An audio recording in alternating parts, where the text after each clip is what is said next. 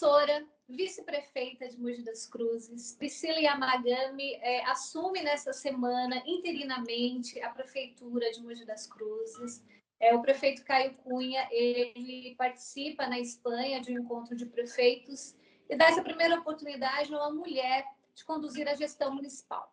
Queria saber qual que é o sentimento de romper essa barreira, né? Nós sabemos que no Brasil, de 5.600 municípios, nós temos 12% com mulheres à frente de administrações municipais.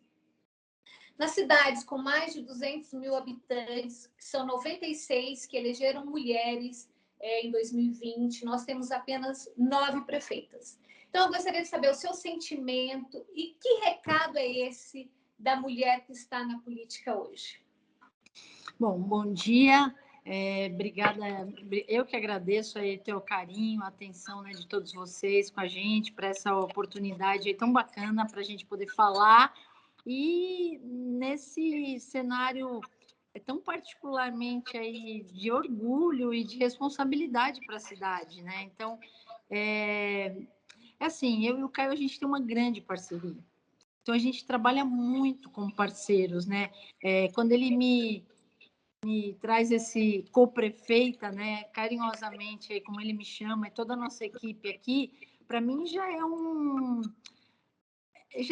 uma gratidão imensa, porque dividir, né, a gestão de uma cidade desse porte, dessa importância, uma cidade que eu amo de todo o meu coração, eu acho que eu já ganhei um grande presente. Mas, de verdade, a gente assumiu uma parceria, né, de se complementar. A gente tem aí perfis diferentes, a gente tem um propósito muito comum. Agora, prefeita, e como que a senhora tem conseguido atuar verdadeiramente nesse cargo, né, de co-prefeita, como vice-prefeita? Em que momentos o morador de Mogi das Cruzes sabe que tem a mão da senhora, o entendimento da senhora?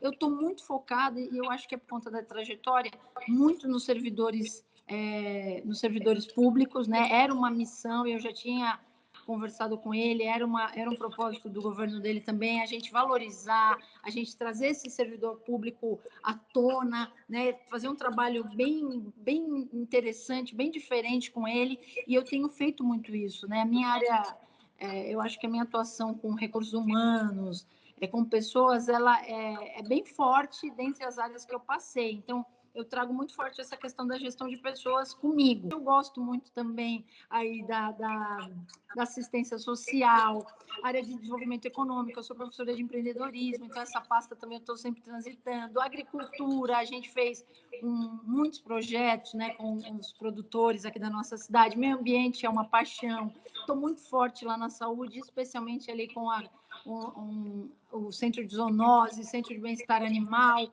Então, onde precisa, a gente está atuando aí sem eu discriminar algum ponto. Eu acho que onde eu posso, e estou indo em todas as secretarias, tá? A senhora tem atuado no Comitê de Enfrentamento à Pandemia. Eu queria saber qual foi o momento mais difícil nesse quase um ano, né?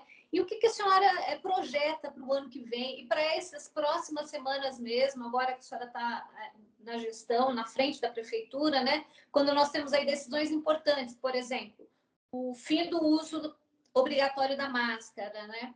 Qual foi o momento mais difícil do comitê até aqui? O ápice de todo o problema foi quando a gente tinha aí os números de UTI acima de 100%, 120%, né? E isso deixou a gente, no começo do governo, inclusive um novo governo, numa doença também inédita, trouxe para a gente, de verdade, assim, uma preocupação em que a gente não dormia.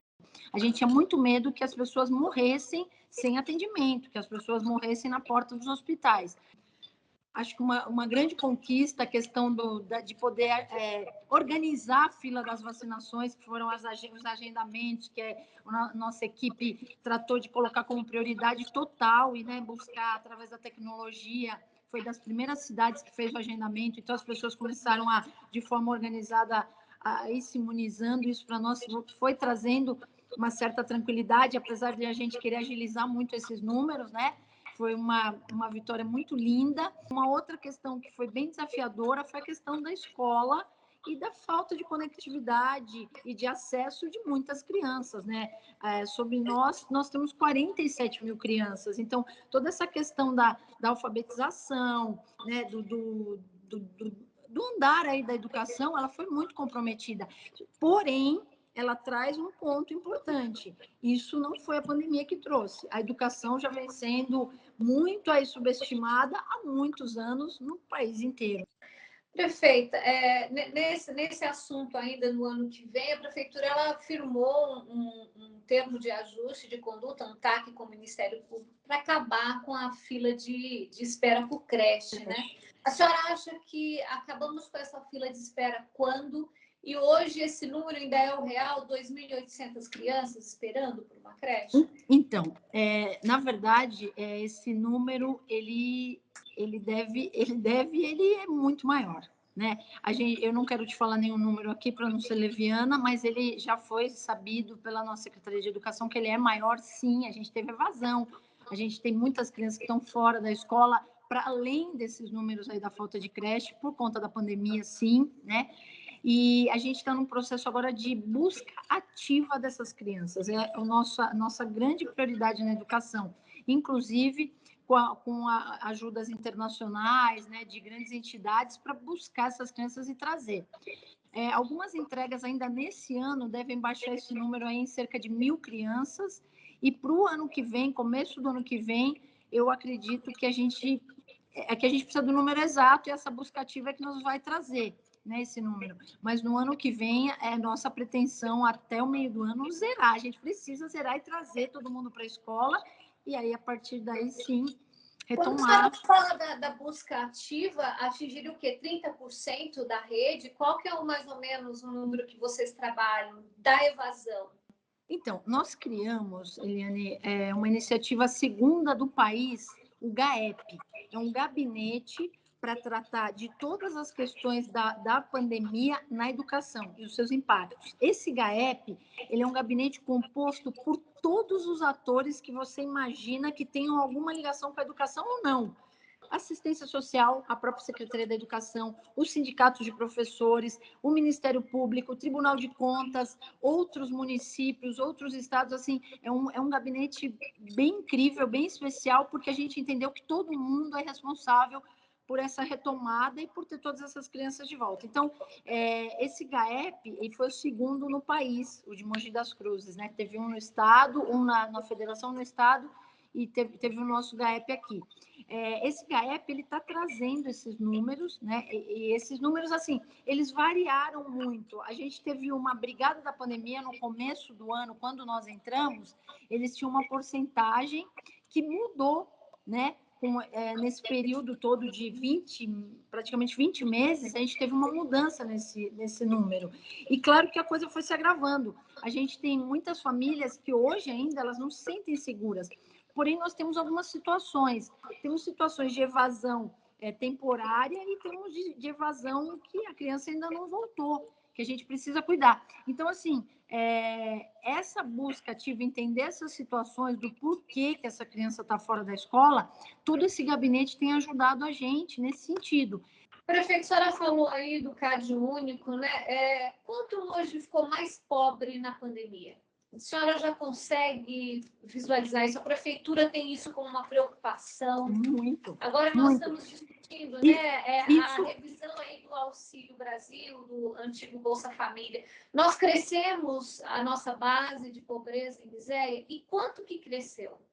Precisamente, a gente hoje fala em 144 mil famílias, né, que estão numa linha de pobreza bem importante aqui no município. Mas lá no começo, Eliane, já que a gente já vinha de uma pandemia na entrada do governo, né, a gente fez toda uma operação que chamou Plano de Cooperação Econômica pelo nosso secretário de Desenvolvimento Econômico, e toda a equipe, na verdade, toda a prefeitura se mobilizou para assistir as famílias os empresários, né? As famílias de baixa renda. A gente teve Mogi contra a fome, Mogi contra a Covid, a gente teve o auxílio empresarial, a gente teve o plano de cooperação para ajudar os nossos empresários, além de receber um auxílio financeiro, toda a formação para que eles continuassem atuando no online. Então, o Vetrina, que foi um parceiro nosso, é uma startup que faz toda a negociação de produtos e serviços via online, pelo WhatsApp. Então, a gente teve todo um trabalho que foi feito, a distribuição de cestas básicas pela assistência, pelo Fundo Social e por uma comissão que a gente formou aqui de servidores públicos também dentro da prefeitura, para evitar que esse impacto fosse ainda maior. Né? A gente teve o primeiro auxílio municipal na história dessa cidade. A gente nunca teve um auxílio municipal aqui em Mogi. A senhora assume a prefeitura com alguns problemas aí mais dramáticos, né? Eu vou citar um deles, né, para a senhora comentar e dar uma opinião, que seria essa ameaça da Santa Casa de fechar o pronto-socorro diante aí de um conflito, né, na renovação de um acordo com a prefeitura. Como é que a prefeitura caminha para solucionar esse problema? Eu não falaria conflito, né? Eu falaria uma palavra que eu acho que se ajusta melhor, é a questão da transparência. A gente tem trabalhado, Eliane, em todos os nossos contratos, isso não é mentira, desde o começo do governo, onde a gente, nos primeiros 3 meses, economizou 30 milhões de reais só analisando contratos. A gente tem trabalhado nessa linha.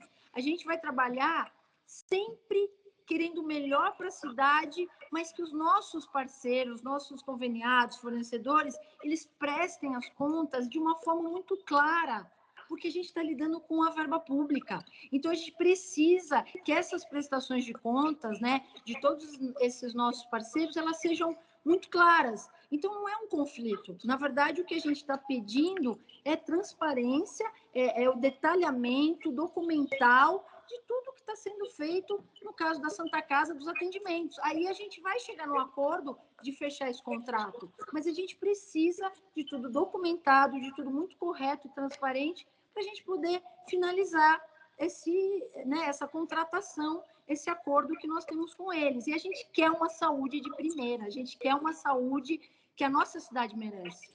Agora, a senhora acha que a prefeitura caminha para resolver isso logo, antes, impedindo, por exemplo, que se concretize essa ameaça de fechamento do PS?